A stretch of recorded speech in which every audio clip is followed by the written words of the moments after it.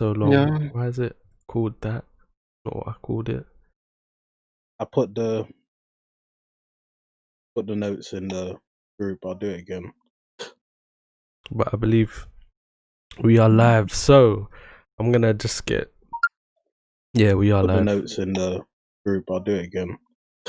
Yeah, we're live. But I believe we are live. So The title. I'm of gonna the just video is getting on my nerves. So I'm gonna change it. All right, but yeah, someone do the intro while I'm doing that. Might as well just get into it. Anyone? Okay, I don't. Is he restarting the live, or are we just doing it like this? This seems calam. All right, we're going straight into it. Welcome everybody to our The Last of Us Part 2 Spoilercast. We've got our usuals, CJ. We've got Ans. Yeah. Cool. We've got Ams and Chuck's here. We're gonna get straight into it. We're gonna talk about how we each feel about the game, our thoughts on what happens in the game, and let's stop dilly dallying. What are your thoughts, guys, on the game overall? I think Anda should go first. He was the biggest game of the generation. Game of the generation. Yeah. Sweet one, though. No, the game's sweet. The game is sweet. all that waffling certain people were doing in the beginning. I don't know where it was coming from. The game was great. I think the game's amazing. I'm not sure it's my game of the generation. God of War is still there for me. But it's definitely between these two games. Let's be honest. Yeah, I agree. If you enjoy it. Yeah, I don't think it's my game of the generation, but it's easily top 3 games this generation that I've played. And it's either second or first for me. So that game was just amazing from first minute till the last minute. We will speak about it. We'll speak about it. I wondered if you guys spoilers or not. Okay, can we spoil it straight away, or my personal thoughts on the game is that it is a very good game when you're playing it. Let me speak. I didn't interrupt any of you. I didn't disagree. Jesus Christ. When you're playing the game, it's a very good game. I feel like the graphics are fantastic. Probably like, it's the second best game that I've played this generation, looks wise. The environments, the location. Oh my gosh, I can't believe sometimes like that I'm actually playing this on a PlayStation 4, a base PlayStation 4 as well. The gameplay, the combat is one of my I just want to play multiplayer. I just want multiplayer to come out tomorrow. I've said this a couple of times now because I just want to play that game. There's a lot of things that I don't like that we're gonna get into in the review. In our review, but later on.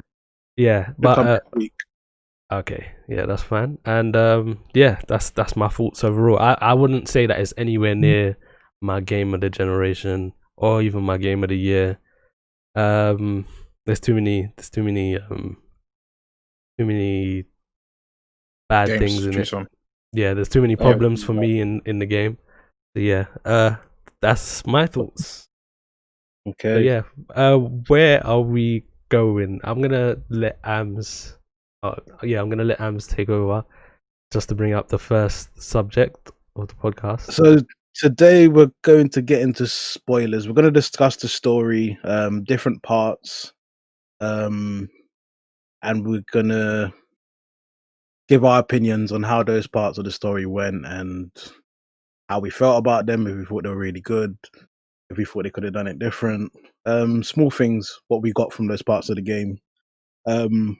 Where do we want to start? Because we have a lot of smaller moments listed and some bigger moments. Let's start with the big ones. The big ones are what we want to talk about, to be honest. So yeah. So the first big one is about 2 hours into the game where an evil character comes into ski lodge and gets murdered by someone avenging their dad. It's Joel's death. How did you guys feel like about Joel's death in the game? Oh Wow. man. That's an interesting way to put it, Amalek. Yeah. No, he's not evil. I just want to put that out there. He wasn't evil, but yeah. I'm personally, I've seen the leaks, so I'm used to it. When I actually heard about it, I actually can't really describe how I felt. Like I didn't feel personally. I'm not like attached to Joel. So it was like I like the story. I like the dynamic of Ellie and Joel in the past game. When that happens, I'm like, okay, yeah, fair enough. Let's get the ball rolling. But at the same time, I feel like what they did, and this is just my personal view, what they've actually done is just use that as a way to make the second game and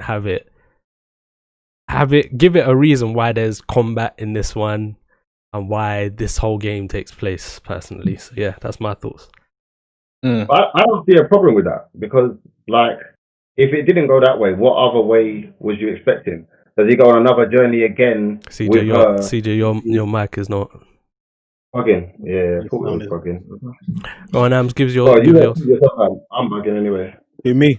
Yeah. Well, Well, I'm not going to so mention anything that happens later on, but I think if I think about that moment, for what it was at the time, before I knew anything else, I was very angry. I like Joel as a character, and I think it done what it was meant to do, which was make me want to kill the whole group and everyone they knew and all of their families and burn down all their houses. And I think it was a good moment. Like, I've heard a lot of arguments on the internet about, some of them are more about how he got there, and then there's others about how he died, saying that it wasn't a fitting death. I think they're focusing too much on the fact that he got his head caved in. I think the character that came out of Joel, when he knew he was going to die, but he went into it head on. He said, yeah, I don't need to hear your speech, just do it. I think that was so Joel in that moment. I was so into that moment. And with it giving me the drive, I really wanted to play the game after that. I think the scene was done very well, and the death for me was fitting. It's a horrible world. You don't expect someone to go out in a hail of bullets like a superhero. This is realistic deaths. In that grisly world, that's how you might die, and that's what they done. And I think the character, if he just went out like a coward, I might be upset, but he went out like Joel, the bad man he was. That's fair. Wait, let's do CJ mic testing before we go forward. That says I plugged in the battery to charge my laptop, but it's all gone pear-shaped for some reason. Are you getting volume from me? Yeah. Yeah. Still, you sound like you're a bit far away. Yeah. Yeah, I don't know what to tell you, lads. Just There's always one in it. Go on, Ams. Give your thoughts. Oh, and then. Oh, me. All right. So I didn't have a clue what was going to happen. I didn't know what the game was going to be about or anything like that. So I went in completely blind. So when it got to that point of Joel's death, the game did exactly what it intended to do, which was, as Amalek said, make you angry and just make you want to kill whole of Abby's group and everything, without even realizing what the reasoning is for Joel's death or whatever. But the game was so smart in doing it. It made you contemplate. Well, once you get towards the end anyway, it makes you contemplate and realize, like, a lot of the stuff that I've been doing throughout the game is bad, but just because you're seen to be using a good character, it's okay, kind of thing. So I love the way that they flipped it, kind of thing in it. But yeah, when Joel did that, I think I was just like gobsmacked, kind of thing in it. Like, I do like Joel as a person, but for me, I don't really like it's a game at the end of the day, innit? Like it's not really gonna make me not want to play the game or anything like that. It's a game. I bought the game £50. Like I'm gonna complete the game regardless, unless the game is trash. So yeah, but yeah, I think they did exactly what they intended to do, and I think it works once you complete the game. Yeah. That is fair. That is fair. Yeah. What about you? No, I gave my thoughts. I'm not. Yeah. I just, I don't know for the game. Like, I don't feel the need to play and complete it. I know this sounds like this is such a silly thing. Like, how are you giving your thoughts on the game when you haven't completed it? But I have in my head, like, I've seen every cutscene. This is a story-based game, and I'm just like, I don't feel like the game is. Yeah, the game as a whole to me isn't something that is noteworthy. That scene is silly. I'm gonna go into the why I feel this scene is silly. I'm not one of those emotional people out there that are talking about how I'm so attached to Joel, he shouldn't die, all of that stuff. I don't care about Joel like that. I don't care about anyone in this in this whole story like that anyway, where it's like it's all hit dear and near to my heart. So yeah, I personally feel like what they've done, give me 2 seconds, actually 1 second. I feel like what they've done is giving us hints as to who this character is, as in Joel. Like, first of all, from Outbreak Day, from the first 10 minutes of the game, Joel on Outbreak Day shoots his neighbor in the face. Yeah, let's remember this. Shoots the neighbor in the face. He's trying to kill him though. No, yeah. This is fair. He shoots. He's ready to kill someone. Is basically what I'm saying. Yeah, he's ready to kill. He's got his gun in his office. He shoots someone in the face. Cool. Jumps in the car with his brother, and his daughter, and drives past people that are begging for help to get carried. Leaves these people behind. Yeah. Says, bro, keep driving. I don't want to hear it. Like, somebody else will pick them up. I don't care about these people. Let's get my daughter out safe. Yeah, cool. What else did he do? As soon as he met that person that was begging, the other person that was begging for help, the black guy, when he's in the car with Ellie, literally runs the guy over, saying that he's not hurt. Cool. So he's done all this. He knew he was a hunter, though. Huh? Yeah, no, that's fair. That's fine. But the guy, it was clear he wasn't hurt because he was holding his stomach, pretending as if he had been shot or something like that. But there's no blood. No. Also, Joe has a lot of experience with how the hunters work. Exactly. So he knew this guy is a fake. Yeah, and this is very true. He knows all of this stuff. He's literally gone through this stuff for 20 years at that point. Yeah. He's been through all of that stuff. He even gives you hints as to he's been on both sides. Wasn't he compassionate with Henry and Sam though? No. Yeah. When was he compassionate with Henry and Sam? When Henry literally drags him through the window, grabs him around his neck and is punching him. Henry says, you were trying to kill you. Like, you hit hard. And he was like, I was trying to kill you. Literally, there's no niceness about it. But he didn't kill him in the end. Oh my gosh. The only reason he didn't was because his brother was aiming a gun at him. Can I point out a pothole? I haven't even finished my point, but yeah, go on. No, I'm not trying to. Just in that part, Joel should have been dead from there because the brother was aiming the gun at him for time. Yeah, the brother hasn't killed anyone. No, he's killing your brother. That guy's dead. That's a plot hole in the first game that we've ignored so far. We'll come back to this later. Well,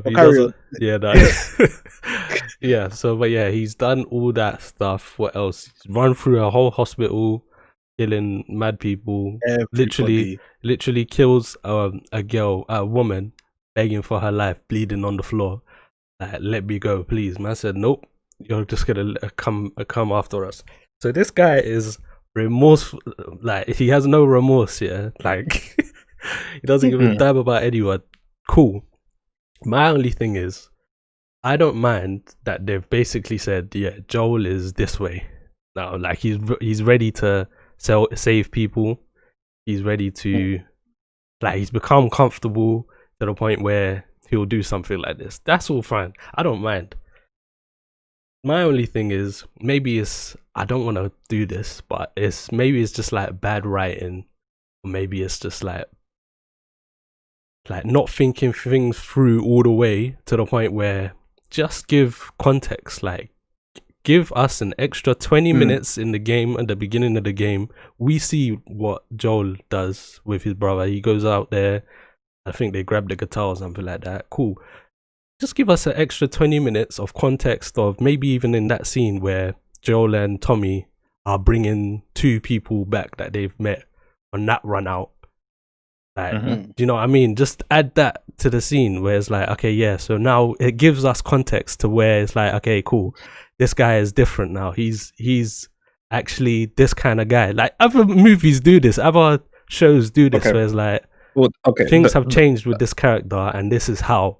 Like a simple thing like, oh, a fish is swimming in water, and all of a sudden it gets shanked by a freaking spear, and then it zooms up and there's a character with a beard and like in shorts or something, and then, do you know what I mean? I'm trying to say, I get what you're trying to say, but I think part of the problem is because you haven't completed the game, you haven't experienced the story that they wanted you to experience, especially in regards to Joel. Even though they don't explicitly say that he's changed or whatever, they show it in many times that since he started living in Jackson, Wyoming, or whatever it is, they've him and Ellie have become more receptive of other people, and it's not that thing, they've become more trusting and all of that. Like, they show all the time that people do come into the city and stuff like that. So no, I know this. Obviously, yeah. So if that's the case, and he's changed in the past 5 years or however long it was, then I'm not surprised that when he met Abby and he saw her getting basically destroyed by this horde, that he decided to help her, kind of thing. And the only reason why he's gone into that ski lodge is because right at that moment of time, it was the safest place to be, because that was a cutscene, so there was nothing that we could do about it. So the game is going to take us to wherever the game is going to take us to. Yeah, that's the thing. And if I was Joel in that moment, I'm going into that ski lodge. I'm not going to fight a horde. Like this is not going into a little level when there's 10 zombies and you can go around and snap their neck. This is fighting hundreds. So you're going to go to the lodge. I agree. Yeah. I'm not. So if you agree, then how can you be upset with Joel going to the lodge? I'm not upset. What I'm saying is, just they didn't sell it. That's all it is. Do what they need to do. Like, basically allow the plot to be what the plot is. I'm perfectly fine. But the thing is, as you even said in the Spoilercast, that Neil Druckmann was in and stuff like that, where he's talking about, oh, we should do this and stuff like that, and he's giving these context clues and stuff like that in whatever fashion. I just personally feel like it wasn't good enough. That's all it is for me. Just give people context. Like, not even that. That is one example. Yeah, there's another context where it's like, really and truly, like, let's compare this. Yeah, Tess and Joel's relationship here is very similar to Dina and Ellie's. Yeah, not to the extent where it's like, okay, yeah, we see them having lips in each other and stuff like that. Yeah, but it's very similar. This character enters this story and we don't really know anything about it, but they give us clues throughout the journey where you get the context of what their relationship was. You can even make it out. Yeah, give us context as to why. Like, we know that they're both smugglers. We know why they're going after this guy that has our guns and stuff like that. Yeah, cool. Yeah.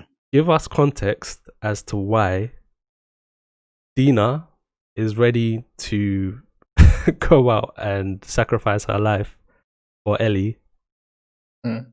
Like, and to get revenge for a man that she barely even knows, and that this girl wasn't speaking to for what, 2 years at the time, probably 3 years, maybe. Well, I don't know. by that time, that's your partner. Huh? Say that again. they already liked each other, innit? Yeah. What I will say about Yeah, but going back just give it, like, it doesn't feel fleshed out. It doesn't feel like they're selling these things. It doesn't feel like that. That's all it is for me. Basically, what you're trying to see, it sounds like you want them to over dramatize. Oh, this is why I'm gonna go out, but it's clear, like, you're my partner, and you're hurt, like, and this is not a stupid hurt or anything. This is a big hurt, so I'm gonna be there for you in this moment of need. So even if it's not your I was partner, Dina, I'm going out with Ellie to go and do whatever needs to be done. Yeah. Even I was gonna say, even if it's not your partner, Joel was part of your town, and you were one of the 4 people that was there when he was killed. So you might even feel the urge yourself to avenge him. There were only 4 people in that thing when he died, or that saw his dead body, and she was one of them. But going back to you're saying they should give context. I don't think they need to give that before that scene happens, because I think that scene is meant to be the driver for the game. Yeah, I think they gave an ample amount of context afterwards. Like immediately afterwards, you go to his house and you see he doesn't have guns lying around or anything like that. He's got photos on the wall. He's got a whole guitar room where it looks like he's teaching young people how to play guitar. Like you can tell straight from that, seeing his house, that he's a completely different man. So in those 4 years, he's changed completely. No, that's fine that you guys got that. I personally don't feel like they did it enough if that's the case. But yeah, that is one. that's one of the biggest moment, I think. Yeah, that's sticking on people. Yeah. So should we go on to the next one? Yeah, let's go on to the next one. So there's a few smaller ones, and the next one is a smaller one I've tagged. We can come back to it later, but it's Dina finding out Ellie's immune and then finding out later that Dina's pregnant. Should we skip that and go to the next one first? Well, what did you want to talk about with that? There was even one before the first sex scene. Yeah, that was a big one as well. That was before Joel's death, though. But with the Dina finding, I can't lie. I don't think there were big gaming moments, but I think they were big for the characters. When I heard Dina was pregnant, I can't lie, I rolled my eyes because I felt 100%. Yeah, I felt like it was just something that was added just to, like, oh my gosh, shock value, like she's pregnant kind of thing in it. But it didn't really make me feel anything as such, to be honest. Because I genuinely thought that they just, like, let's add a pregnant woman somewhere, and this is what they did, kind of thing. They've done that more than once.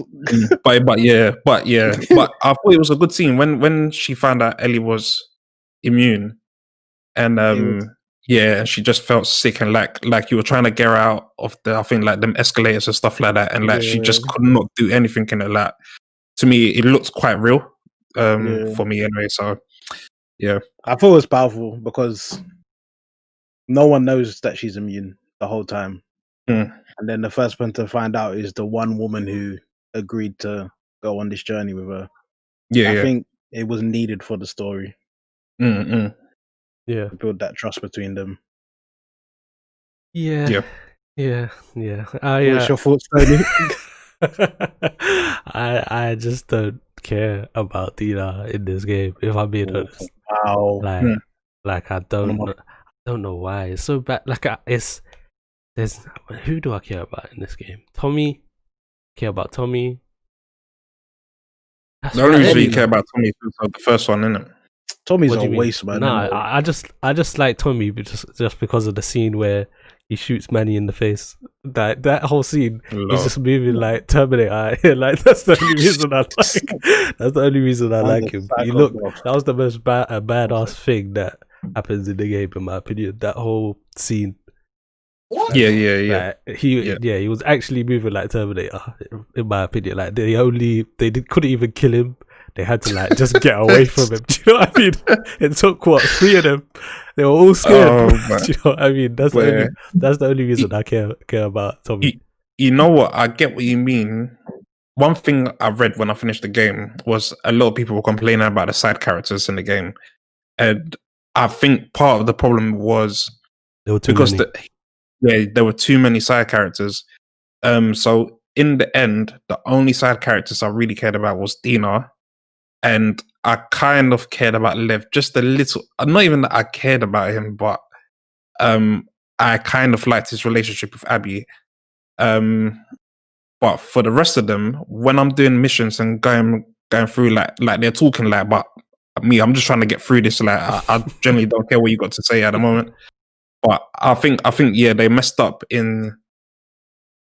Yeah, it was a bit annoying because not that from researching about Neil Druckmann beforehand, I don't think he's just pandering to certain communities, just like, oh yeah, I need to put an LGBT person in it. I need to put a pregnant woman in it. I need to do this and do that. I don't think he was doing it just to appease certain people in it. But I feel like he was so fixated in making sure characters had different representation. Different characteristics and represented so many different beliefs and all of that kind of stuff that it kind of got messed up and it got a bit washed up kind of thing in it. So some of the messages that they're trying to convey, it didn't really pull off properly kind of thing. Yeah. But I think that was the main issue with the side characters, to be honest. If he had done 3 main side characters, I think I would have cared more about them, to be honest. But that's me, to be fair. Yeah. I don't even care about Ellie in this game. Like to that extent, like I don't even feel like I recognized her in this game. Like, and I get it, like her dad, she's on a quest for adventures. Like she's not gonna be her normal self. I get it, but it was just like, do you not think that's like them going away from Ellie's story and the new story is about Abby and is it Lev? Lev, I can never pronounce it. Yeah, and like the story of like basically Joel and Abby, Joel and Ellie the whole time about building a relationship, growing up, and then they're going to do the same thing with them two now. So it was about phasing out Ellie anyway. Possibly, but considering how the story ends, which we'll probably go into, I don't think that's phasing her out, because if I was Ellie, I'll be even more pissed off than I was when the story even started, to be honest. I care about those I two think you might be muted. least, to be honest. I care about those two characters the least. But yeah, like sticking on Dina and their relationship, it just didn't feel like the chemistry was right.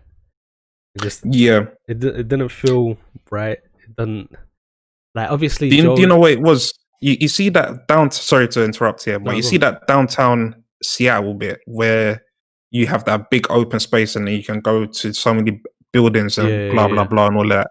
And I think that was the point where Dina and Ellie had the most conversation. And you learn a lot about each other. But I found that a bit so boring because I think partly because the world is much more emptier because, well, obviously a lot of the zombies have gone and a lot of people are living in one certain area and all of that kind of stuff in it.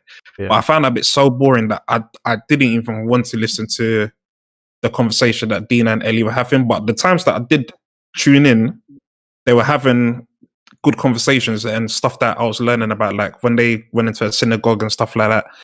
And they were talking about it. You learn 1 or 2 new things, kind of. Well, I learned 1 or 2 new things about the Jewish faith in it. So, but for the most part, I was just like, this bit is just so boring, man. Honestly, yeah. I think they were treating the game like a movie, though, in the sense that it's like you're not just playing a game, getting it through the story, and it's done. It's kind of like you have to realize, it's a long-winded process. Not everything's gonna just turn up on the doorstep. So there will be slow moments. There will be bits where there's a build-up, where there's only conversation. And I think just thinking about how, they want to bring games into the future and take them away from just being, get through, kill everyone, get to the end. Like this is like the breaking it up a bit. and I think that allowed for more surprises. I think do you not find that when you're playing and you was playing those parts where it's a lot of just searching around and looking for items and stuff, you kind of forget about the fact that there could be zombies around and something could just jump out of you, or it could be another community that could do that. Never ever forget. I was going to I'm always on guard. Strapped. Are you mad? You have to always be you're always on guard. strapped. But at the end of the day, it's just like it gets to a point where it just allows for that jump out moment, or I mean, you're always going to deal with it, but it's just that shock again to the system to change it up. If it was literally everywhere you go, there was a zombie walking around, and you got it gets right this area go. It's basically Last of Us 1, because that game was intense, man. Every day a fight, constantly fighting. Yeah, I broke it up a bit. Thought it was good, that they didn't have zombies everywhere, because it's so easy to just lose your guard, kind of thing. The only problem was because there's so much exploration in the game. You could be going about half an hour, 45 minutes. You haven't met a human, you haven't met a zombie, you're just looting, blah, blah, blah. Yeah. And even though the looting aspect is a bit fun, it just becomes really repetitive after a while. And then you get to a bit of the level where there's 5 zombies that you need to get past, do the same thing, and then you go to the next level. That's half an hour of walking around, looting, and then you go kill 10 zombies this time. Like, so just looking back here, how much of the loot did you collect? To be honest, I haven't actually checked, but I've collected a lot. Okay. Yeah, I need to actually go through the thing. Because I thought I collected a lot, and I think I got about 3/4 of it. But it just made me think, and there was times I actually just wanted to play and just search for a little while. I know we were trying to get through the game as quick as possible so we can do the spoiler cast, but if I was just playing it as a game on my own and come back a day, and it's like if you're engaging the story and doing a few hours a day or something like that, or coming back to the game, it wouldn't feel so repetitive because you wouldn't be doing what we were doing, which is like 4 or 5 hours of playing to make sure we can get through the game. You know what I mean? So if you were spending an hour searching this area, you go away from the console for a bit, you come back, you wouldn't remember certain parts, and you go into the next phase of it. And you got to think, I know that even though a story was a few days long, you're supposed to break it up into, like a larger segment. So there'll be more enjoyment through that, I do believe. So if you was going to buy it and, spend a long time completing it, there's a lot to do. Yeah. A little bit repetitive, but like all games, it's kind of repetitive. Yeah, I mean, for me, I was playing it 4 or 5 hours a day, but there was never a point I felt that it was a chore kind of thing. Yeah. I was enjoying the 4 or 5 hours I was playing. Yeah, I think the story does its job. So for me, every play session felt like it was impactful. I thought the game as a whole is very emotionally taxing. So every session, I didn't walk away from a session thinking, "Oh, this is boring." I walked away thinking, "Oh, that was a lot. Okay, let's take a break," because there was so much going on as you play through, and I think they done well with the story in that aspect. Yeah.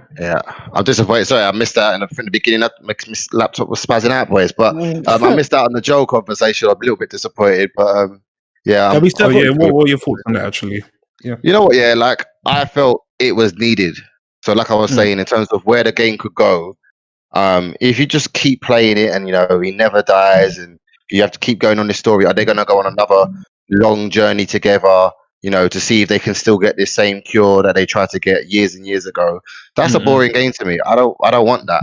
And I want a surprise. I want a shock.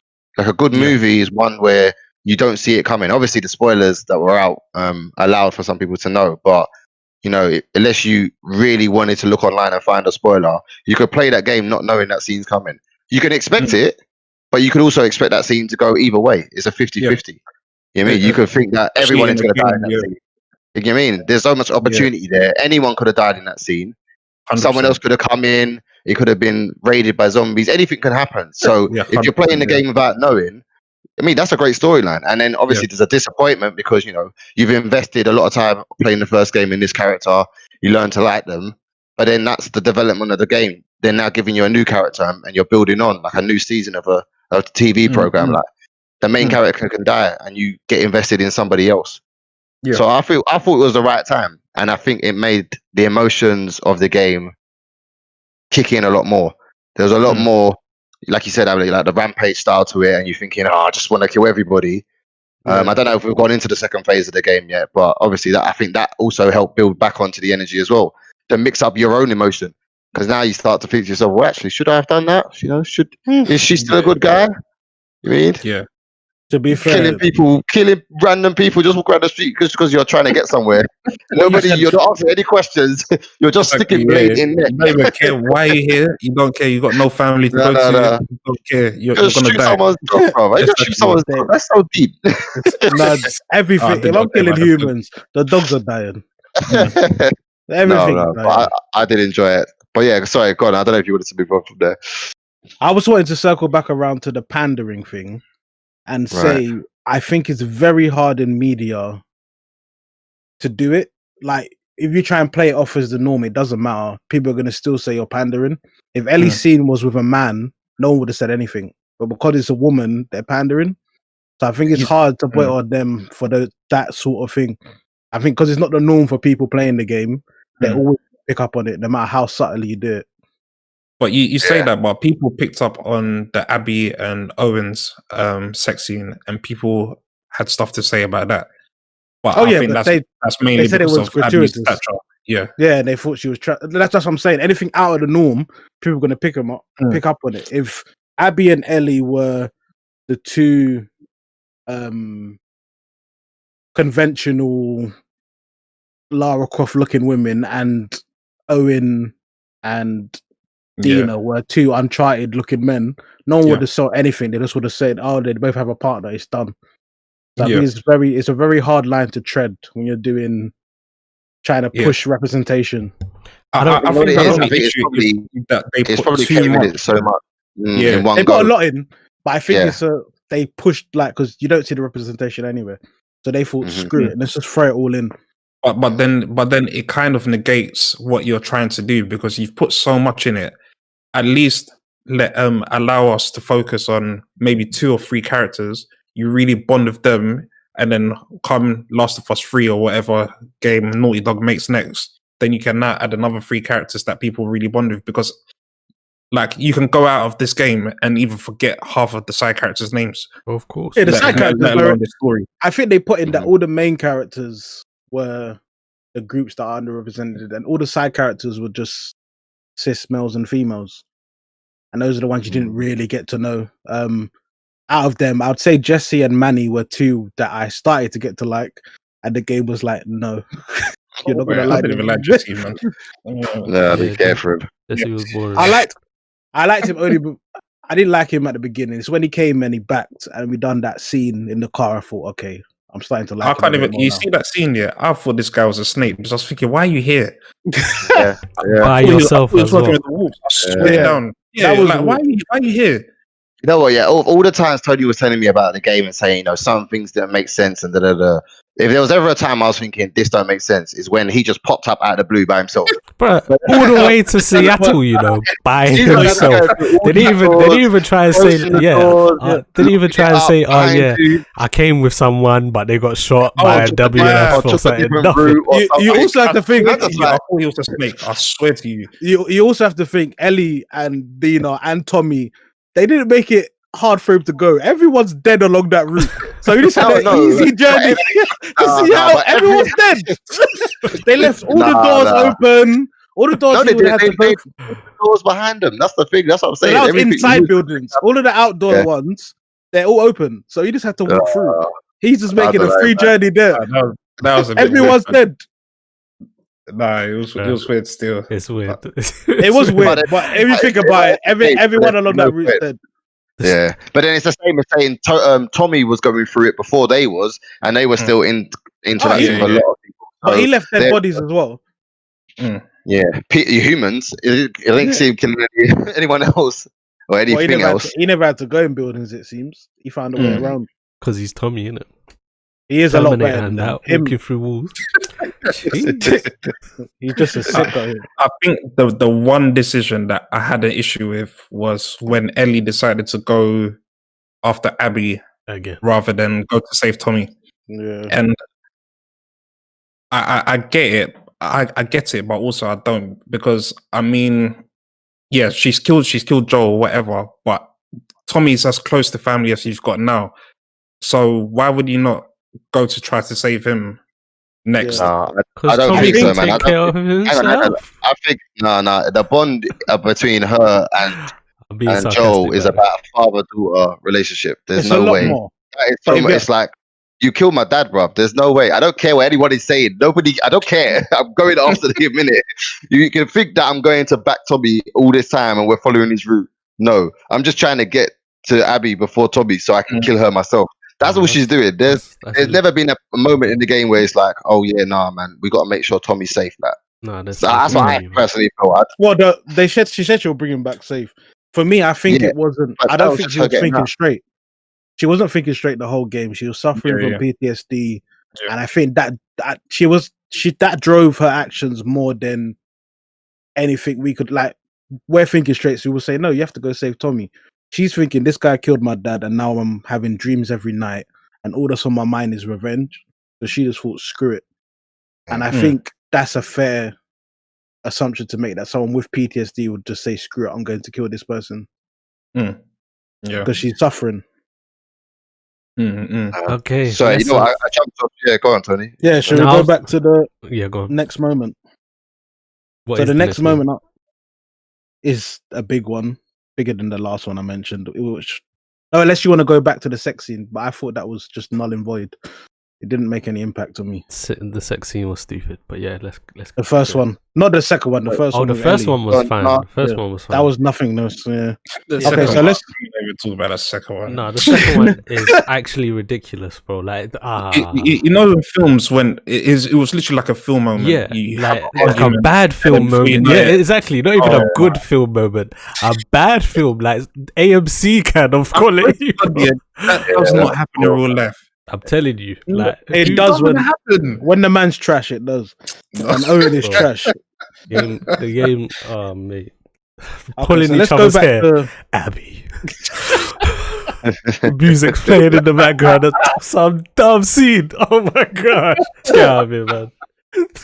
Okay, so let's ignore the sex scenes because they're either just nothingness or they're stupid. Let's go back to the hospital scene, not the full thing, but the moment where she kills or tortures. We don't see it, but she tortures Nora, and I assume she kills her. Dumb game again. Another dumb scene. Why do you think that one's dumb? Because she's just killed 50 people to get to this woman, and then because she's had to hit this woman a few times over the head with a pole. Now she's got PTSD when she gets back to Dina, telling her that she needs to get out of here, man. The story's trash, bro. No way. If you look through the game, every time they've ever spoke about Tommy and Joel having to torture people or mentioning it, there was always this thing that where she reacts a certain way, and it's always been. If you ever look at her moment is like that's probably the highest point of badness. She's like, I don't really want to get near that. Yeah. Like, it's different between just trying to, you know, save yourself from somebody trying to kill you, but having control over somebody and torturing them. Okay, so and then obviously it does, and it allows your own mindset. What is it? It allows you to have your own mindset about how far she pushed that. So you don't know how far she potentially went with that. So basically, torture is bad, but killing hundreds of people is not as bad. That's fine. That's fine. I think that's solid. I think it's more than that. I think of course it is. Oh, because so, it's different. Okay, so torturing one person and then killing them is worse. I think it's harder. Killing hundreds of people. It's not worse. It makes sense. It makes sense. Sarcasm. It's not worse. It's harder. No, your sarcasm is poor because you're saying hundreds of people. Bro, like she literally kills hundreds of people and she's fine, bro. Like, but then she tortures one, and like, do you know what it is? Yeah, this shouldn't have been a game. This story shouldn't have been a game. Like, because do you know what? It's heightened because it's a game, but it's also held back because it's a game.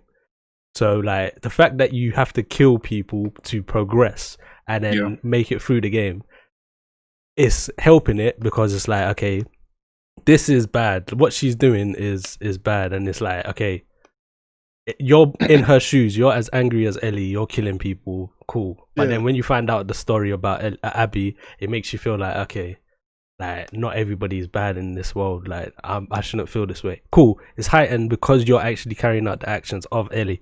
That's fine. But then it's also held back because of exactly what I'm talking about. Like the torture is what it is, isn't it? Like torture is not worse than killing. Torturing one person is not worse than murdering and literally hitting people with wooden planks and scissors with scissors taped to it and cutting off half of their face. is just as bad, bro. Like it's not worse to give you the effect of, oh my gosh, I can't believe I did it and I don't want to lose you, Dina. Like what? Some dumb scenes.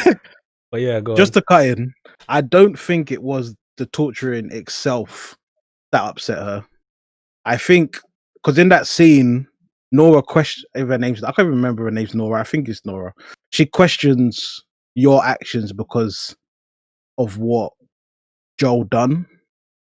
And I think in that moment, Ellie is questioning herself whether she believes that her revenge journey should she be doing this, because she knows that Joel deserved his death if she looks at it fairly, but also she can't let these emotions go.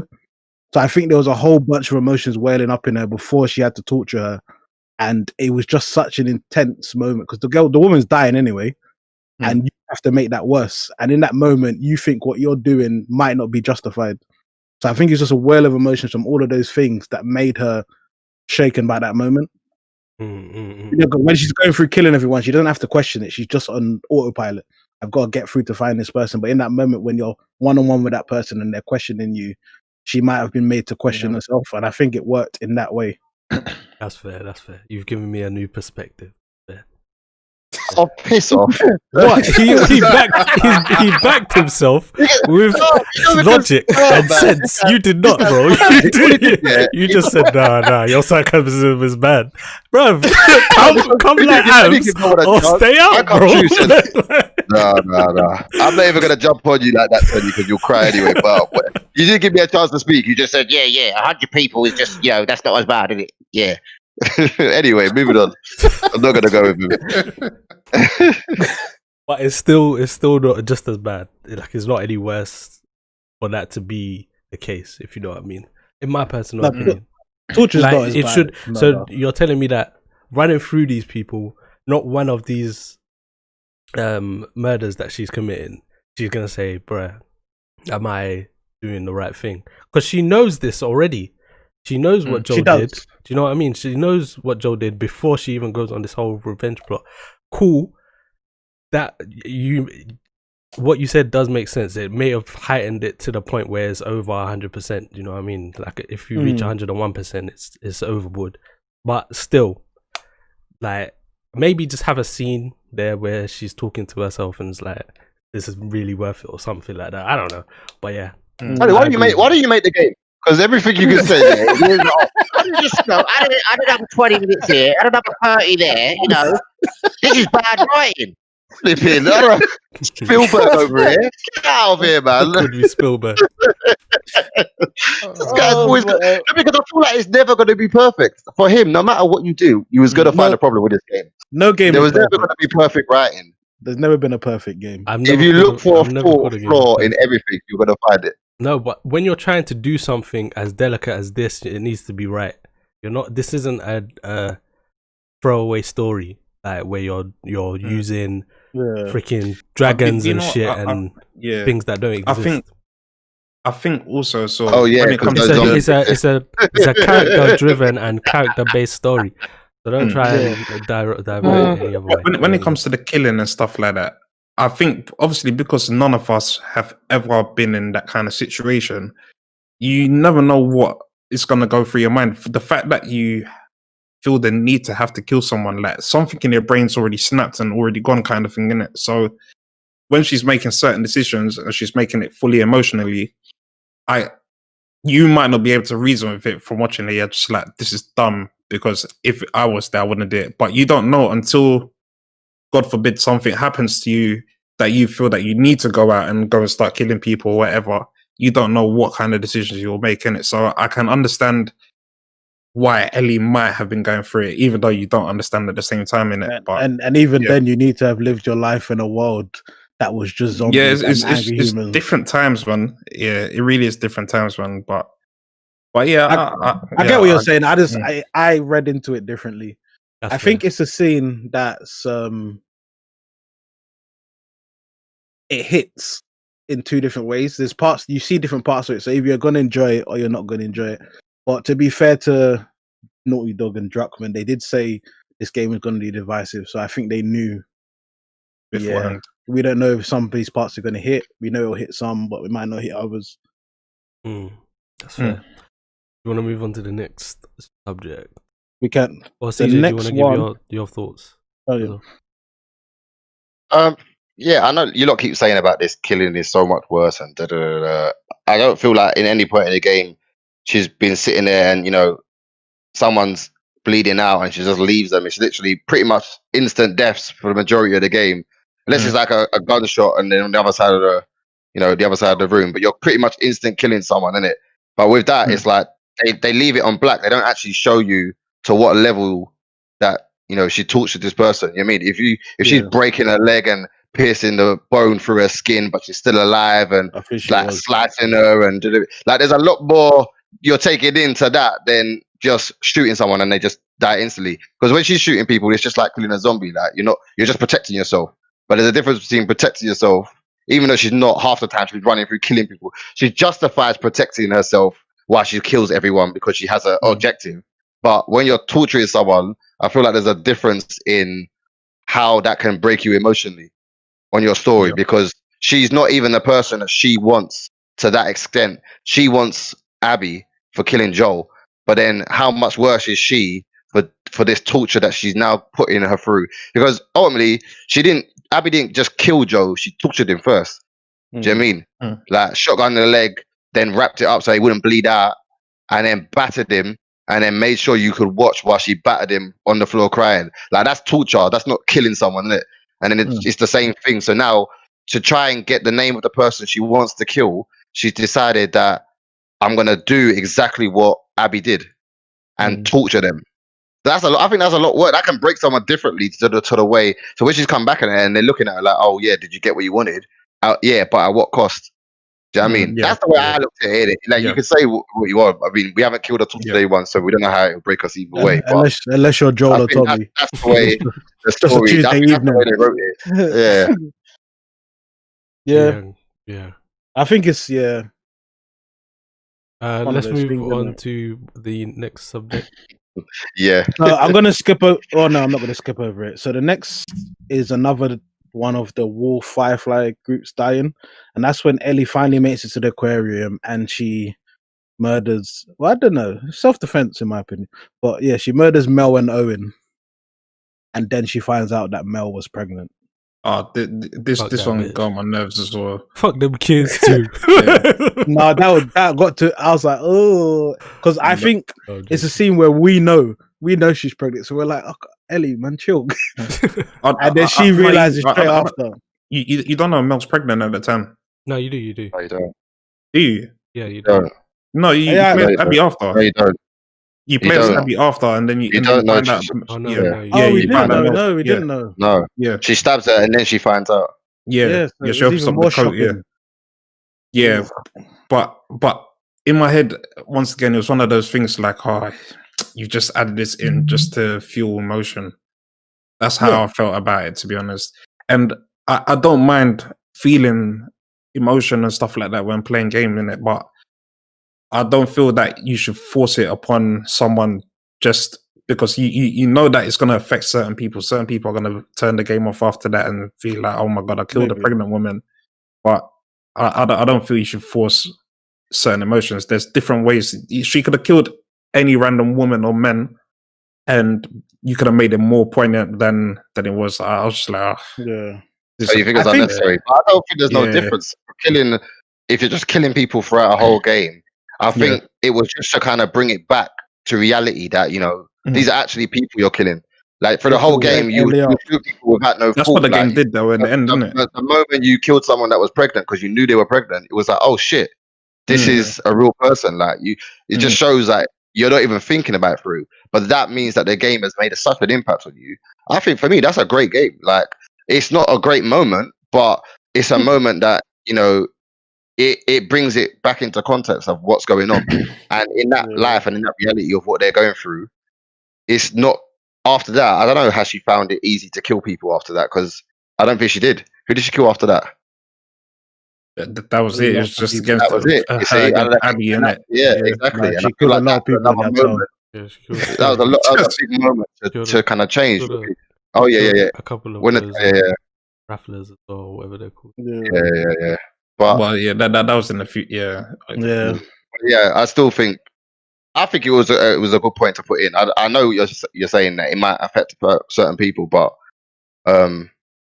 if the killing doesn't affect you in that respect, then why is it now just because it's a pregnant lady that died? I don't feel like there's a massive change in the context. No, but the main thing was because she had literally just found out Dina was pregnant the day before. That's true. So that was the main thing, and then obviously after then. Abby was going to kill Dina, and she told her she's pregnant, and then So I just thought it was just added just because it will make people more upset. I think it was a powerful scene, but I think Naughty Dog knew how powerful it would be and how uncomfortable it would make people. That's why they took the control away from the player and just made it a cutscene. I think it's something you're meant to experience, and it was meant to be a moment where. You had to tap square though. You had to tap square a few times to stop the knife from getting into your neck. Oh yeah, she's trying to kill you. Self-defense. You didn't do tapping whatever. If knife is in my face, I'm tapping whatever. That's self-defense. I didn't press the square to kill her, but I think it was a moment where they wanted to bring back Ellie to show you she's still human. Because at that point she was going crazy. She was on rampage. This moment brought her back to, maybe I've taken this too far. Especially considering in her head, she's probably thinking this could have been Dina. So it was a powerful moment, and it wasn't necessarily needed, but I think it was just there to give you the impact of, give you the thought maybe this is going too far. It was also obviously given to give Abby motivation, but I think, I don't think it was needed, but I think it worked on some levels.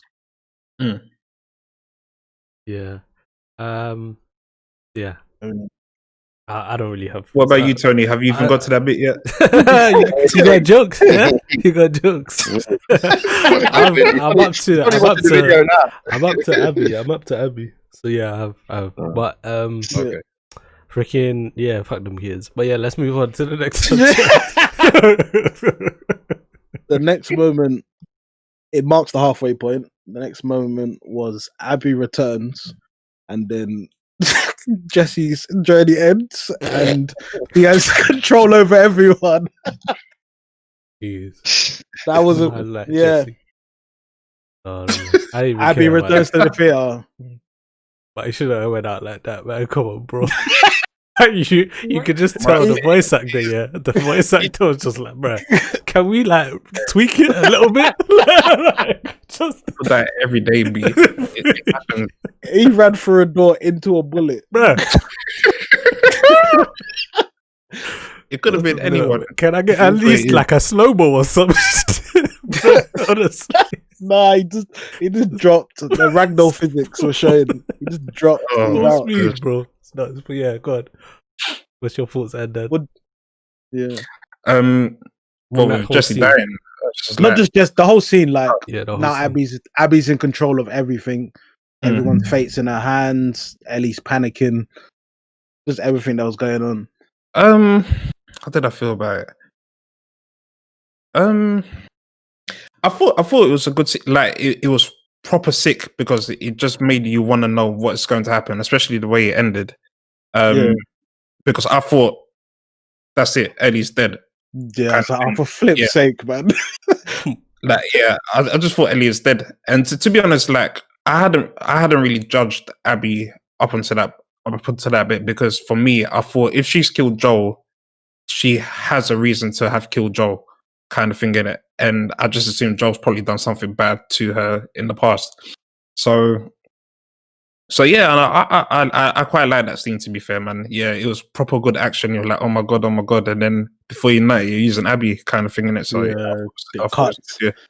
Yeah, it's a great. I think it's a great cliffhanger moment for a game. Like it's never really been left on to be continued, and then you've had to go and continue playing for a whole nother lot of hours to find out actually what brought them to that point.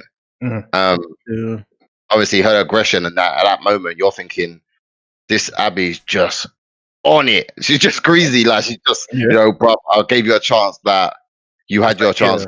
Yeah, like this is it. And they could have just. I thought it was going to end the game there at one point, and then obviously you learn that you're gonna, to end up playing with her. But yeah, I definitely thought everybody in that room was dead at that stage because they had no reason to. But I was surprised. I was really surprised that she threw the gun away so easily. At that moment, but at that moment, obviously going on what happens later, it varies, obviously. But at that moment, I was like, well, she hasn't really cared about Tommy up to this point because she went off on her own. Like all she wanted was this girl that's in front of her. Like, take the shot, fam. It's bullet versus bullet. Like this is all you really care about anyway. So then just shoot her in it. I think. Was it when she had the gun at Tommy, or was it when she had the? She had it pointed at. She had it pointed at Ellie, but she had a boot on Tommy's back, so she could have easily killed Tommy from that position. Yeah, but she had already shot him in the back, innit? No, at this point she had the gun. Okay. He was on the floor, and she had the gun pointed at his head, and that's when she told Ellie throw the gun. Then again, Ellie's probably thinking you've literally just shot what's his name, Jesse. You're not here to play any games. So no. Obviously later on we realized that's not why. But I mean, we'll go into that afterwards. But yeah, at that moment I was like, bruv, are you any guy? Like you've been doing this thing up until this point, bruv. You've been a shooter. Shoot that man. Shoot that woman. Shoot her, bruv. To be fair, right now, bruv. Let's go. I come here for a shootout, mate. I think that was just after she had been rocked by the torture of Nora, and then that's far after. No. That's after the baby diid, and they're thinking, let's just leave Abby behind. So she had the emotional thing there. Yeah, so she was in her emotions at that point, and I never thought she gave up caring about Tommy. So I think in that moment she did want to save him. That's why she threw her gun. She was just Well, can we go into it? Well, we spoke about who Abby runs around with yet, or are we going into that? Or that's a bit later. We've spoken a little bits, but we're going through it in order. Yeah, all right, go on. We'll move on to it afterwards then. Yeah, I like that scene. How do you feel about it? I like that scene. I like the way that they hid Lev, so you didn't really have context. Yeah. When it's from, this guy just said it anyway. Yeah, go on, Tony. Go on. What? Go. Oh, you just wanted to mention that he was there. Yeah, that's fine. Yeah, because obviously that's the whole point, isn't it? Like until you learn that at the end, you don't realize that's why she throws it away so easily, innit? I'm not sure if we're bringing it up yet. That was go for my main point. So it made the whole story even greater because then I was like, oh, my whole impression of Ellie at that point was just nonsense. I play a game for another 10 hours and I realized actually there's meaning behind why she just gave up so easily. Because it was just she just gave up for me, and I was just like, well, this don't make sense. But I felt like that's why I like the cliffhangers the way they left them. Because Abby was aiming at Tommy, I don't think she had a choice. Because as soon as she puts that gun up, she could just put a bullet straight into Tommy's head. No, because she didn't care. She just wants to kill this woman, bro. And it was only that Levy had the bow on her. That's why she didn't. She chopped it. She cares about Tommy, I think. I don't know, man. But I feel that's mixed opinions. Otherwise, she would have enough. But she would have shot Abby in the head and then dodged and then shot because he's got a bow and arrow. He hasn't got the super accuracy they do with the handguns. So she could have ducked behind the bar and she's winning that battle. But yeah, listen, they're good. They will shoot that bow and arrow across the map. They don't care. But he better hit her in the head because she's got a handgun and he's not winning that battle. That's true. Oh yeah, go on, little kid survived with a bow and arrow. The people out here with guns, bro. Like, but he's fearless. Bruh. Also, he probably wasn't out in it. Well, that's part of his story, in it. He was not meant to be a soldier, in it. But yeah, go on. What was the next subject? The next one was immediately after we start playing as Abby, and then we find out the reason that she killed Joe. Boo. She finds out that Joe killed her dad. No, I'm joking. Yeah, that's a touching scene. Touch and see. Do you know what I think though? Let me just say this before we go into this. Yeah, I personally think this would have been a better second game. The players Abby, forever. and then throughout the whole thing, and then the rest of like Ellie's story could be the third game or something. Like really get us feeling for Abby. So then like when it gets to that scene, you're really conflicted when she's about to kill Joel, and you could even like chop it up to a point where it's like the suspense is so high that you don't know if what are you talking about? You don't know whether she's actually gonna get to do it or if she's gonna actually go through with it, and then that personally, I feel like that would have been a great second game. But I think people would have hated it.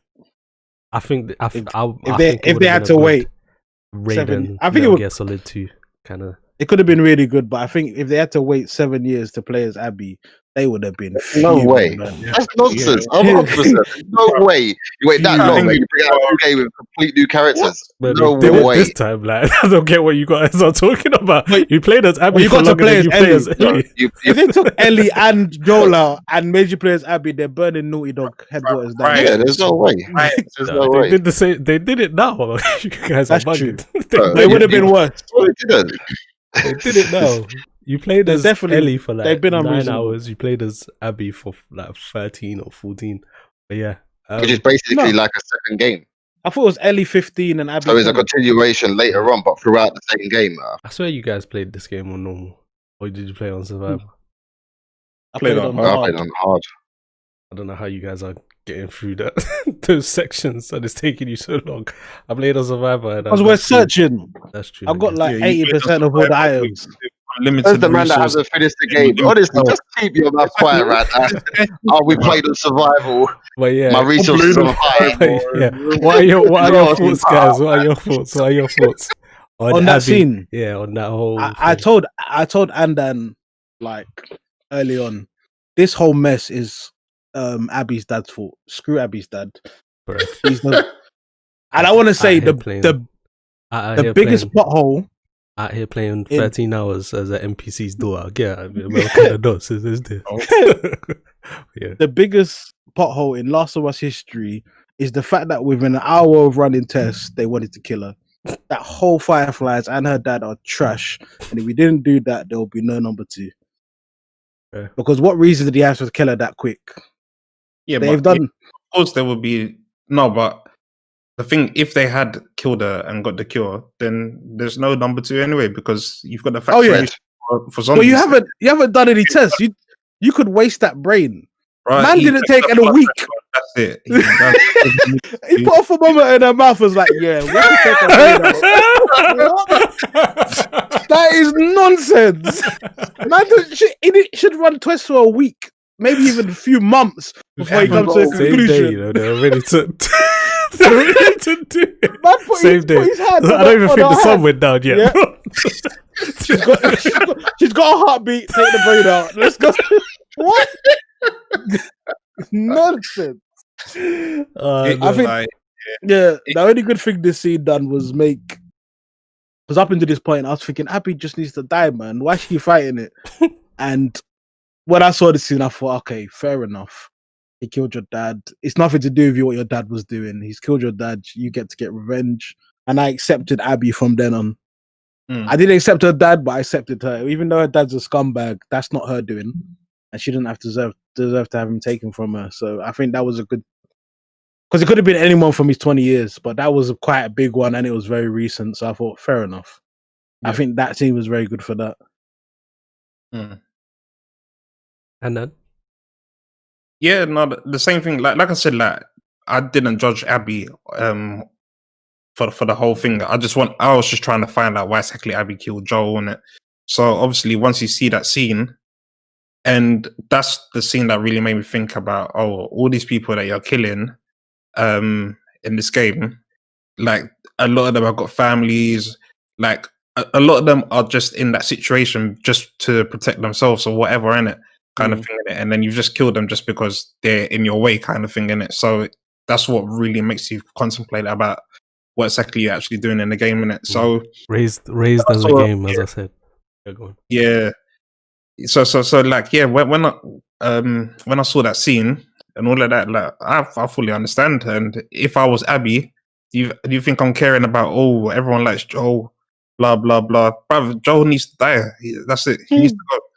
I don't care. Yeah, there's no question around it, man. Honestly, like at that moment, it like I'm glad I played and I knew she had killed Joel then already, and then I found out why, because it made it like, you know, all this up until this point we're playing with, you know, Ellie, and we're going to kill this girl. We're saying you're gonna die at some point. About the moment you get to, you know, take a step back and be like, actually, yeah, you killed my dad. It's no different because, you know, Joel is the father figure of Ellie, no matter what, and that's the exact same story. So she have every right, in the same way, you know, Ellie's going on this every right to go and kill Abby. I think she has like more right. Yeah, she's known her dad her whole life. Whereas I think Joel was both right and wrong for making his decision, and he's not right for a reason he thought he was. I think he was right because Ellie didn't get to make the decision herself, but he didn't know that. Sorry for cutting you off, though. Carry on. That's right. No, you're right, and I do think, yeah, I was happy to go and see Abby's story from that point, because, you know, like, I'd already enjoyed what I felt was the second game, which was, you know, getting through the revenge and trying to find this girl and, you know, getting to that moment. So now giving me the option now to go through it and work out why my enemy is the way she is was like a bit of fresh air. It was starting a new game all over again, and learning a brand new character and getting to build and develop with her was I think it made the game. I think it was good writing. I personally felt that it was anyway. Yeah, it was definitely a surprise because in my mind it was the 20 years he done something despicable. He probably still did. There might be someone still looking for him, even though he's dead, for all we know. But Tony, how did you feel? I feel like, yeah, that would be a reason why he should go and kill Joel. Definitely. Like, it's a bit nuts in context of like going out in this world and holding that grudge for that long just to kill one man, and like taking a whole team just to do that, especially with fucking Sephirites and infected out there just to kill one man that killed your dad. I get it. But yeah, that's a good reason. It's a good plot device. I just personally think also, sorry to cut you off, Tony. Also, she's probably looking at her father like a role model, like the man that's looking to save the world. I mean, like our savior. He was the man that was gonna, you know, create the cure and give him the reason, and all he was doing was trying to help, and man just got killed for it. He's just a doctor. He was just a guy that was educated, and, you know, he's not going around shooting people or anything along those lines. He was just attacked. So the fact that it was just her father alone, I think that's what that other part is what helped carry the team and bring the team with her to go out on this, you know, this journey to take this man out. Obviously, it was her friends, but I think there was more to it than that. Yeah. Well, sorry, go on, Tony. Yeah, it's a good reason. It's a good reason. I just don't care for the character. That's the thing. I feel like they didn't give us enough to care about with the scene where she's crying in Owen's arms. They needed to flesh it out a bit more for me personally. Like, give us maybe an hour before that as well, or added on with the relationship. You're getting more from their relationship and stuff like that. Like, really make us feel for her. I can agree there. Bang it and give us that scene personally. But yeah, that's my thoughts. It's a good reason though. Yeah, I think when she died, when she saw her dad dead, it wasn't a thing of me caring about her being sad. It was more vindication. She's doing what she's doing for a reason. So I agree. Yeah, they could have given her more, but I don't know if it's a hard one because they're walking a thin line of we could give you more gameplay, but will anyone care? Because at this moment, everyone still hates her and thinks she's just a scumbag who killed Joe. Right, I think that was they needed. gave us 10 other hours after that, so yeah, they could have. Yeah. They don't need to flesh her out, but I think you needed that moment to even give her a chance for those 10 hours. Otherwise, you're just like, why are they making me play as this woman, man? Definitely. I still felt like that for the first 2 hours. That first 2 hours was kind of boring with her. She just felt like a default soldier, but there was a lot of walking and talking. But yeah, yeah, let's move on.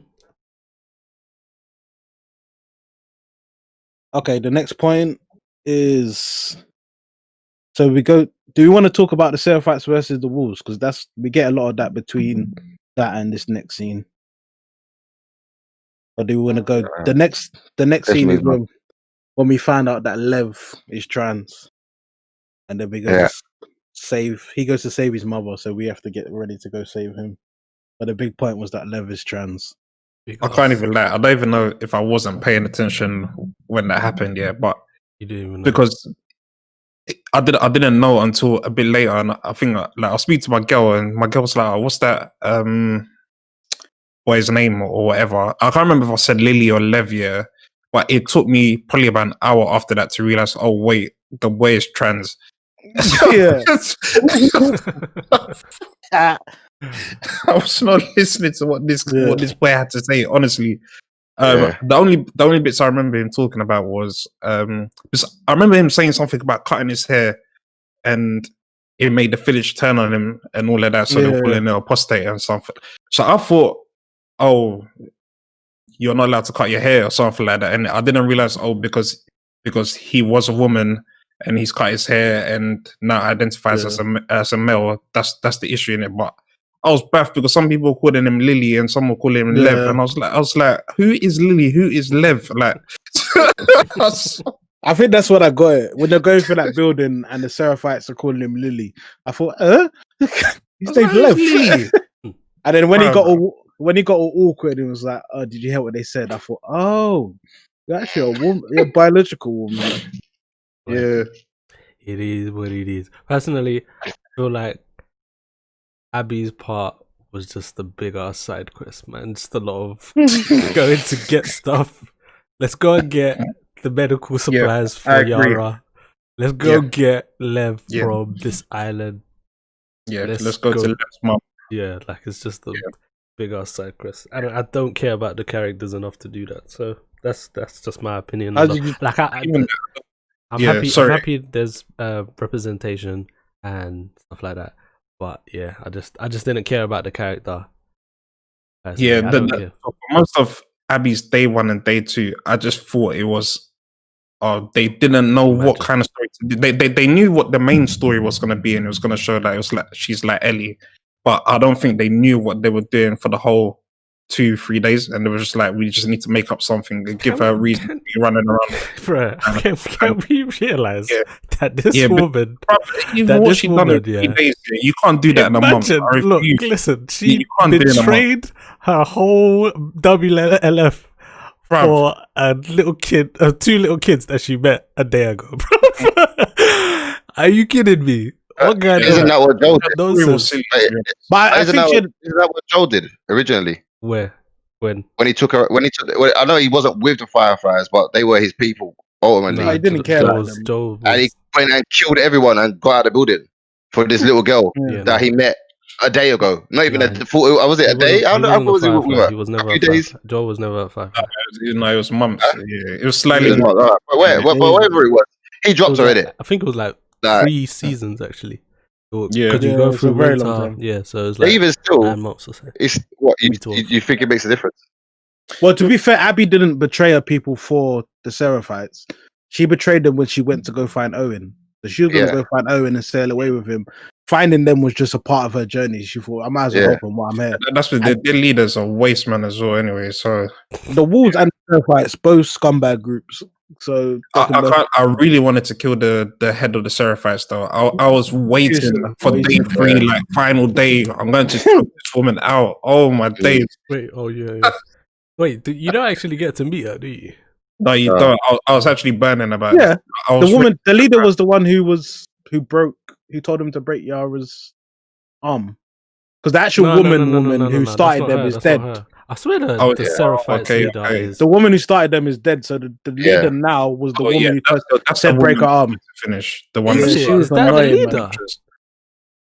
I didn't Although know she that seemed was the peaceful, leader. so No. because you remember Lev explains that we weren't killing people before she died, so the group changed after she died. Before they were just taking people in and teaching them the religion, and it got perverted by the followers. So probably that woman who chose to break Yara's arm, she was one of the main people who perverted that religion. Maybe. She needs to die. I listen to Lev a bit more then. But Yeah. yeah. That's that scene. Kieran, did you mention how you felt? I feel like I picked up on it quite quickly. I don't know if it was just something I was looking out for, just because of the kind of the way the game was in general. Like, I feel like they were being more open, because I was trying to work out what reason would they have to leave, and just little things. They do put little traits in. I mean, once they did mention it, you start to see little features that they add in. Just the way he was standing and like twiddling his foot and little things. There was little things that I just felt that made me notice it. But I could have been wrong. So I could have gone through the whole game and it could have just been a boy that was always a boy, rather than the other way around. And I could have just been wrong. But I think I was actively looking for a reason. So that's what I kind of gathered from it. In terms of what putting it in the story and how it made a difference, I was trying to work out if she didn't meet them on her journey, how much would it have changed her game? It probably would have changed it massively, because she would have just went with Owen and either been found, or they would have took the ship and left. Like, it was definitely needed for the story. If she didn't meet them, I don't think it would have changed her attitude in terms of, going to save them, and even having that second moment of not killing Ellie again. Like, or not killing Dana with the baby. Like, if she didn't meet her, she was dead. So like it was needed for the whole story ongoing. But I do understand what you meant, Tony, in the sense that it was kind of like, because it was needed for the writing of the story, we ended up having to go on missions for them, which just felt like side missions. I didn't say that. Adam said that. I mean, and well, said that. But I said that it felt like it felt like a side quest. Yeah, in gameplay wise, it felt like a big side quest. I'm not saying it's a bad thing. I'm just agreed with what you said. This guy's on my neck today, innit? Why? You're coming at me. I didn't say your name. What the hell? I agreed with you. I agreed with you and disagreed again. Anyway, moving on. What I'll say is, I think it had to happen, because if it didn't, then Abby would have been there when Joel, Tommy, and Jesse all showed up, and the game would have ended with them all three of them being killed. And that's the end of the game. Exactly. So it's definitely needed. Anyway, go on, move on, Todd. The next big scene. A lot of them are smaller. One's the sniper scene. The war breaking out on the island while they're there. Not really big scenes. The next big scene is when we get to big scene. I'm gonna ignore those ones for now. Is when we get to the theater again. Abby's found out that Mel and Owen are dead. She's really upset. So her and Lev go to the theater, and then we get back into that big fight. And then the most annoying part of the game for me, I don't know why it was so annoying. It should have been fair, but they forced me to play as Abby fighting Ellie. How did you feel about that part of the game? I think for me, I didn't really care about who I was using, but I think it was more the fact that, because you're using Abby, that means you're going to kill Ellie. Yeah, that's what I was feeling during that whole fight. Yeah, I felt conflicted about that. I think from the moment I started playing with Abby, I thought that they've made it so that now we're gonna have to kill Ellie at the end. Like, I think it was like the whole thing was about moving it on and pushing her out the story. So especially when we got there and we didn't change back to Ellie, I was like, yeah, this is it. We're going to kill her now. This is the end, isn't it? So I was thinking to myself, like, are they going to give us the option? Is it a choice? Do we get to pick who we want to kill, or are they going to, like that kind of like Heavy Rain, that kind of Yeah. The option side to it. So I was thinking, am I gonna get to pick if I want to? Like, they've given me Ellie's story, they've given me Abby's story. I can decide who actually has justification of the killing or who gets to kill who. So that's what I thought the whole game was building up towards. Obviously, I was disappointed it didn't go that way, but yeah. So it's like, even when I played it, I was like, oh, should I go and kill her, or like, am I supposed to go and hit her, or like, am I meant to hide and like get out of there? I was proper conflicted. So a couple times though. Yeah. She gave me that good work. When she's dropping those bombs, man. I can't lie. Yeah, man. I didn't go and kill her straight away. She got me once, I ain't gonna lie. Yeah, Tony, how did you find that fight, you know? Man, that has got jokes. Yeah. We'll start with Tony on the end of that. No, fight. do you know? I've seen the fight. I've seen the fight. So you haven't played it. I haven't played it. So yeah. So let's go to the end where Abby finally wins that fight and she's gonna kill Dina. You can talk about that first. What I will say is, yeah, it's just a full circle. Just, I feel like they were using stuff to go back and forth with it. Like, oh yeah, Mel was pregnant. She's pregnant. Don't kill her, and all that stuff. Yeah, and then it was like, I don't know. It was like, cool. What does this mean? Does this mean that? Oh snap! It. Does this mean that Abby hasn't really learned anything when she's like good and she's about to slice her throat? Stuff like that. Like, is she still the person, the killing machine that she is, basically? And she's just forgotten about. Yeah, because Owen and Mel. Because Owen and Mel are dead. Does that mean that she's just gone back to that state, or is it like and Lev is there to save her? Or yeah, it's just like, it felt. I just feel like it's dumb that Dina didn't go for the stab. Instead she's going for slices. Me personally, is it just me? Just me? Okay, fair enough. If you stab into that granite, you're not getting that knife back. Staying in those abs, man. That was granite. You're not getting through it, or it's gonna be stuck forever. Right, yeah, no, but yeah, that scene's messed up. So yeah, that's my feelings. Definitely messed up. It was do you know what it was? Yeah, it's good to see that Neil Druckmann is ready to, like, he doesn't care about any of his characters, even though he does care about them, if you know what I mean. Like, he's willing to put Ellie in this fucked up situation where he's defeated, like Batman Bane kind of situation. Do you know what I mean? So yeah, like it's real as the minute. Yeah. Like, this girl, yeah, Ellie, you've killed a couple people. Yeah, that's fair enough. I've built this body over years, B, and I've killed more than you. Like, I'm gonna win this fight. Like, you know what I mean? So, yeah. That was building, boy. It didn't feel unrealistic playing as Abby. She can take on anyone. Definitely, there's no question.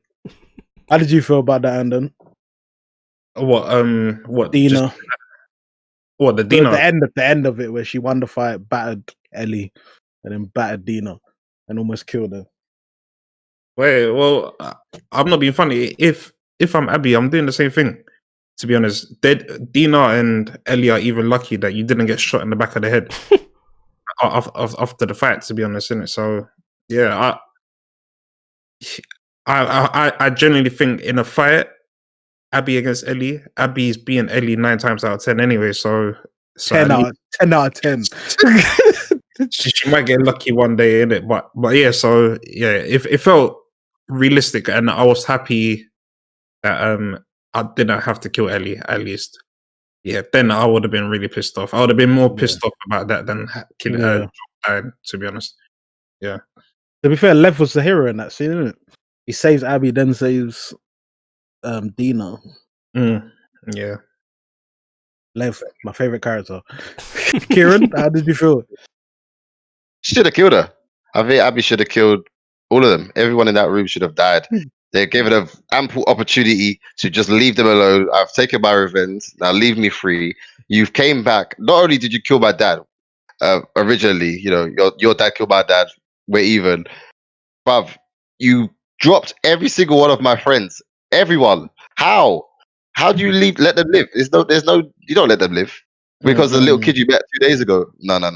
Kill them all. That was me. At that stage, I actually was thinking, yeah, this is it. Like, I'm ready for a game to just be like the unusual situation where they just come back to the main character and she'll live and everyone has happy days. Just kill them all with it. If you want to change the story, because you have anyway, you changed the story, you might as well change it to the most dramatic. At that stage, I'm like, yeah, man, but it is what it is. I guess it's like any part of the game. I can't say the rest of the game was all brilliant and they wrote it correctly. And then get to the end and say, I think they should have done this instead, because it still played out well. I still enjoyed it. So I did get the emotional side to it, which I had throughout the whole game. And the fact that obviously she now built a relationship with Lev, and he speaks to her, and those little changes which kind of developed Abby to the person that she could become. I still like that. I still like that concept, because that's how it was throughout the whole game. Somebody says something and it changes the way someone is, and that's how it has been throughout the whole game. And so there's no reason to change it at that point. Yeah.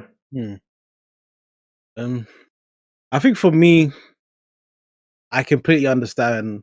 Well, I think I know. I understand why she done what she done, because through the game they make suggestions that Abby's also going through PTSD. So Ellie's one is going down the stairs and seeing Joel dying in the room, and then Abby's one is running through the hallway and then seeing her dad dead on the floor. And just before that, she had cleared that. So when she ran into that room, there was a white light. So it felt like she had gotten over it a bit.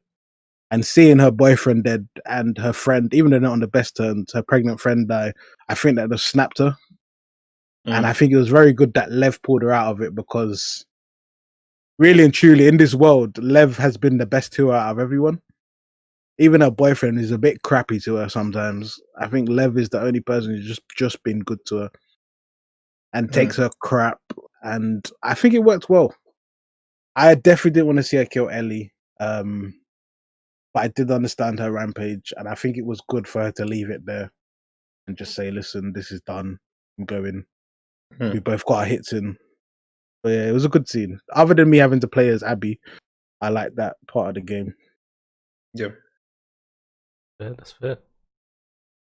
The final one. Yeah? Yeah.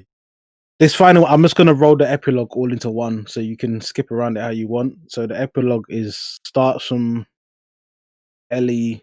She's now living a good life with Dina. They had the baby.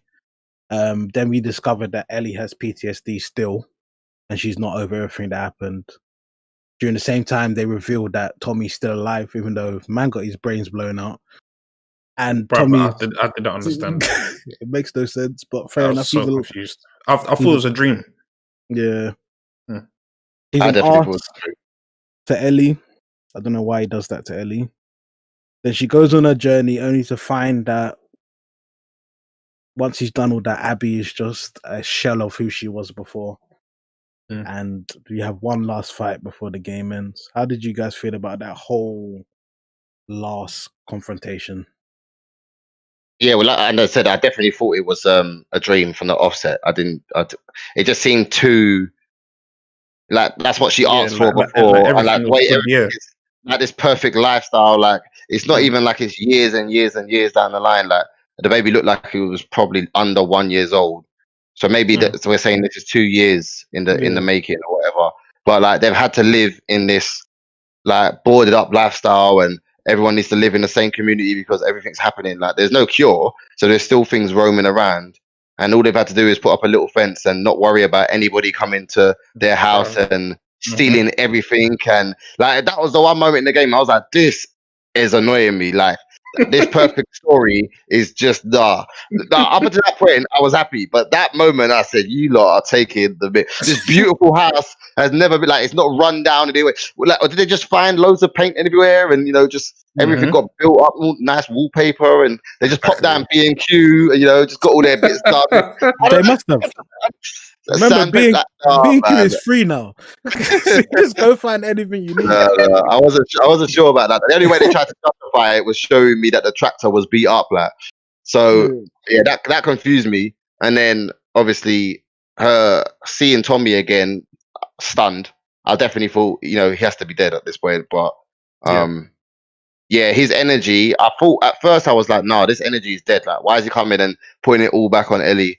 But actually, like, it's no different from her initial revenge. Like, now he's even got more ammo, more reason to be angry. Like, she's killed his brother. Now his wife has broke up with him.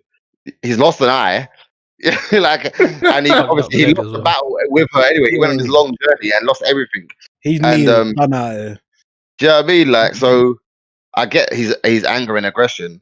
The fact that he wants to put it on her, I think it was necessary, because actually the whole reason he went out on this revenge journey is because he knew Ellie was going to do it. So he stepped in, and it's like he went to do it himself. But I didn't think originally he was going to do that, if that makes sense. So he lost everything because of her. The least she could do was kill her. That's like the bare minimum. He's asking you, kill everybody else, just kill her. But yeah, so that was. I think the last parts of the game were more questionable for me. And then, like you said, I don't know. You want to continue with that part first before we finish off, or let's go. What do you think? This part? We'll go to the final fight later. That's quite a big scene. And I kind of thought the same things as well, to be honest. I genuinely thought it was a dream and all that kind of stuff, but it was sad to see that she's still suffering from PTSD, despite everything that's gone on, kind of thing in it. It's sad because she's been going through this basically all of her life, kind of thing in it, and when everything seems to be settled down and whatever, she's just gone back to normal, and then obviously she decides to go out and look for Abby, and that ends up being literally the end of her, kind of thing in it. You lose DNA, you lose your kid, lose your fingers, like you've lost you haven't got your dad, you haven't. It's sad. It's a sad ending for her. Yeah, definitely. And I was going to say to you, like, the fact that, you're right. You've gone out back on this journey. You think this is the right decision to make all over again, and to get there and you lose everything. Man. It's not what Tommy did. The same thing as Tommy.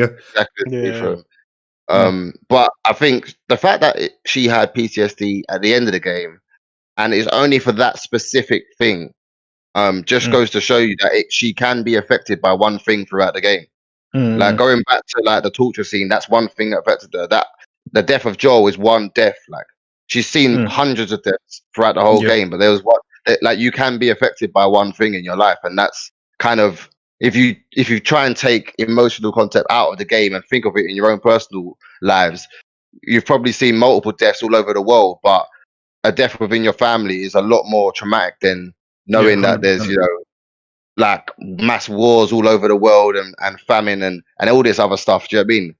Like, you still live your day as a normal person every day, but if you lost your closest relative right now, God forbid, touch wood, you'd be a lot more affected. You've got to be traumatized, and that's going to affect you in a different way. So I think that whole point of people coming back to, like, you can't really have such emotional changes in characters is void. I feel like anyone can change at any moment, and you can snap at any moment. You can make change. So that I think that was good to put in. I think that was necessary. But yeah, like you were saying, just going and seeing Abby and seeing her so weak, and realizing that this whole life you spent, that Joel saved to make sure you could live and enjoy yourself, you spent and wasted, basically. You got everything you kind of wanted, but you wasted it on just because you can't get over this one moment. What do you think, Ams? For me, it's out of her control, innit? Like, obviously we've never been through PTSD, so we don't know how it is. But from what the game showed us, her form, she can't sleep. She's constantly having panic attacks where she blacks out. Like, I think it looked like she had that life, but she never really had it. Because you have that life, but you're not living it if your mind's constantly on this one thing. There might be moments, like even through the game, where you look at her ledger, she talks about, today I was with Dina and we were looking around town, and for a moment I wasn't thinking about Joel. Yeah. And I feel guilty about that. So it's something that's constantly playing on her mind. So she's never truly in that life. For me, I just felt sorry for her. Like, I didn't want her to go after Abby again, but I didn't want her to cure her PTSD. Not cure it, but find a way to deal with it, because you can't. It's not something that you cure. Yeah. Something that you learn to live with, I think. So I just felt sorry for her. She couldn't find a way while she was out there. Obviously, being there didn't help. It never went away. So in her head, she thought, I have to kill Abby. That's the only thing I haven't done, and I need to do that to help this. And yeah, it's a sad scene. I think it's definitely, powerful. man. Like, that's the right word to use, man. Powerful is something that you don't really expect to get out of a game, to make you start thinking about someone as a real person. You think about, Ellie's emotions and what she's going through, and how kind of weak she is at that moment, and you think to yourself, actually, they've created this character for someone. This is not a real person, but we've actually believed in what they've created and understood her story. And at this final moment, whether like I was talking about the house or whatever, but actually, like, you kind of want to say to her, don't go. Like, it's not worth it, man. Like, just stay at home. You're not going to get what you want out of this. But you can't tell her that, and all you have to do is kind of accept the choices that she's going to make. And ultimately, there's no happy ending with that, and that's life sometimes, but it's not always a happy ending at the end of it. And I think that's why I like the story. I don't like games which, like, there's a mission, complete it, we're at the end, happy days. This is kind of like ground zero. Nothing in the world is going right at the moment, and it can't just be a happy ending at the end. And that's a great way to end it, I think. I think that was a great way for them to. I just don't think it's fitting for this game. Tony, how did you feel about her giving it all up, going after Abby again? Like, yeah, it was gameplay wise, I felt like the game went on for too long. But story wise, it was like, okay, maybe it may be needed just to like give context to how everyone's feeling. Obviously, Ellie's feeling this way. Like, you can see the reaction that she gives when Tommy even brings it up. It's like she almost falls into herself, if you know what I mean. It's like, I don't want to do this, man. Like, I really don't. But obviously, Tommy's hell bent on it, so he's just basically talking away. He doesn't really even react or even realize how she's moving. And Adina obviously gives her point of view, and it's like, I think the PTSD part is like, I think you get a context on how Dina and Ellie's relationship is going as well, when she says, what did she say? You haven't had any excitement for a while. We haven't had any excitement for a while. I think that's giving context to, like, maybe they're not even beating each other or something, or I don't know. Maybe it's maybe it's a different.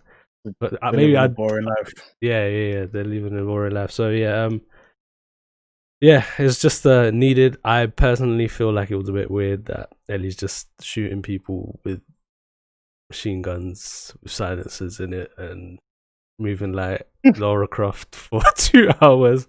But short hair and everything, short hair vest and everything. But it was just that's what it was. Should I speak about the ending as well? Or are you gonna move on to that? No, you can lead into the fight and her going back to the farm. Pretty much lead into each other. Oh, okay, fair enough. I feel like the fight was the fight. I feel like she should have just pulled out a pistol and shot Abby. she was hanging there. And like, I don't even know why, like, she would cut her down and then walk to the boat, and then, like, I don't get that part. I feel like I get that 100% because you don't want to fight her when she's so helpless. You want to know that I actually No. No. You came all this way to kill the bitch. Kill the bitch, bro. Like, if I'm going to kill you properly. Nah, man. I don't even know let her go. She was about to let her go. Like, I think she gave up on killing her. When she saw how weak she was like, you know what? At this stage, I'm not going to kill her. She was already so confused in her emotion anyway, and this girl was given her 2 opportunities to live at that point as well, like, and allowed her to carry on living her life. You mean she's brought her down, and all she's ever wanted at this moment was to kill this woman, and to see her that weak is kind of like, I've been there. I've been that weak. Whether that was her decision as to why not to do it or not, and then to almost let her go and then say her mind just triggered again. You can just see emotionally she's drained and she doesn't really have a real choice about what she wants to do.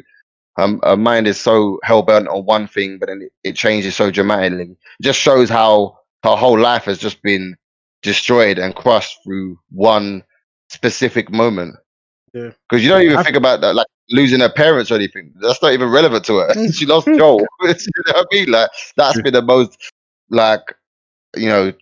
damaging part of her whole life, and she's trying to decide if killing this one person is going to change that for her. So I think also so much is going through Ellie's mind, from like the fact that she cut down this shell of a person, and the first thing that person does is go to try and save their friend. I think that makes her somewhat view Abby in a new light, because Abby could have got down after she said, I don't want to see you again. She could have been chopped down and has immediately started to try and kill Ellie. But Abby has truly let it go. So I think Ellie starts to question herself. She's been on this long journey. She's just tired. And she's just thinking, is this worth it? Because clearly she hasn't thought about, Abby hasn't thought about Ellie. Even though Abby's lost a lot, in that period, Abby hasn't thought about Ellie this whole time. She's just gone on a mission. And Ellie's just been stuck in that mindset, stuck in it. And I think her seeing her battered and just, she's just tired. I think she gave up with it at that point. As well as we were already there. The players were already there. But I think in that moment, Ellie just thought, this is pointless. Yeah. But then she walks over to her boat and says, actually, nah, you're not going anywhere. We're doing this right here. It's the PTSD, isn't it? Because she saw the blood. And that reminded her of Joel. So she got back into it. And then she held the knife to her left throat. Yeah. Yeah. I think it's crazy the fact that she can keep getting triggered and coming back into it and coming out of it, because then are they leaving room for more, in the fact that we know that this person's Ellie's still around and she's still triggered? Letting her go at this point, it has to be the end for her, surely. Do you know what I mean? Yeah. That's the end of Ellie's journey. And the new journey is going to be Abby and Lev. And we've got to find out where, this is where their journey starts. And I think that would be, if there was a next game, that would be where the next game's going to go. I don't think they can end Ellie's story, because as far as we know, she's the only immune person on the planet. So I think they have to do something about that. But as far as we know, that I think the doctor that could sort out the immunity is dead, so it doesn't matter. If like I was saying, Europe and Asia is fine. That's just North America that's messed up. Everyone else is living fine. You're not fly. Yeah. No, Owen's got the boat, innit? They all got boats. Owen is dead. But I think she went going to the ending, like the epilogue. Sorry, I think she went some way to cure her PTSD when she left all of Joe's stuff behind and just walked off. I think that was like a metaphor for I'm letting go now. I think that was good. Although she couldn't play, she might have said, I can't play this anymore. I don't want it. But I think it was her saying, I need to leave this behind. That's the only way. She started to take her steps to help with her PTSD, and I think that was a good ending. Yeah, I like the way it ended. But yeah, let's leave it there. Let's wrap it up. I know these two Manchester fans want to go and watch their kickoff, even though they're probably gonna lose. But it started. Yeah, they have. So yeah, we're gonna 2 minutes in. We're gonna leave it there, lads. We hope you enjoyed it. Make sure you hit the like and subscribe button if you made it this far. It is quite a long video. I know, but I do know there's a lot of people that want to hear other people's views on the game. So yeah, if you did, hit the like button, subscribe, and give your thoughts in the comments. And we will catch you next time. Okay, take care.